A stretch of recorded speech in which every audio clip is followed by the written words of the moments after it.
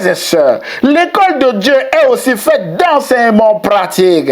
Et dans la pratique, l'école de Dieu est faite de vents violents, d'ouragans, de tempêtes, d'obstacles et de difficultés de tout genre, parce que l'œuvre de Dieu attire toujours l'ennemi, mes bien-aimés de le Seigneur. C'est donc au titre de la pratique à l'école de Dieu que Jésus a connu, par exemple, la faim, la fatigue, la peur, la honte, l'ignominie et la mort de la croix qui semblait être un échec total à l'école de Dieu. Mais la bonne nouvelle est que Dieu a transformé cet échec en victoire du bien sur le mal, en victoire de la vie sur la mort, en ressuscitant Jésus-Christ d'entre les morts et en le faisant asseoir à sa droite dans les lieux célestes, au-dessus de toute domination, de toute autorité, de toute puissance, de toute dignité et de tout nom qui peut se nommer, non seulement dans le siècle présent, mais encore dans le siècle à venir.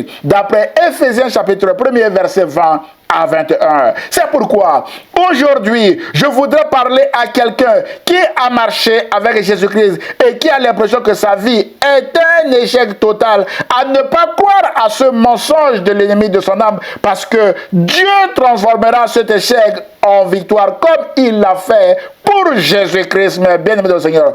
Mon frère, ma soeur, pour vous encourager à persévérer à l'école de Dieu, l'apôtre Paul vous dit en Romains chapitre 12, verset 11 à 12 que « Ayez du zèle pour l'école de Dieu et non de la paresse. Soyez fervents d'esprit. Servez le Seigneur. Réjouissez-vous en espérance. Soyez patients dans l'affliction. Persévérez dans la prière. C'est alors que Dieu transformera vos échecs en victoire et vous témoignerez de la grandeur de Jésus-Christ, mes bien-aimés du Seigneur, qui vous a acquis cette victoire à la croix, mes bien-aimés du Seigneur. Voilà le message que le Seigneur a mis sur mon cœur et que je viens de partager avec vous, mes bien-aimés dans le Seigneur.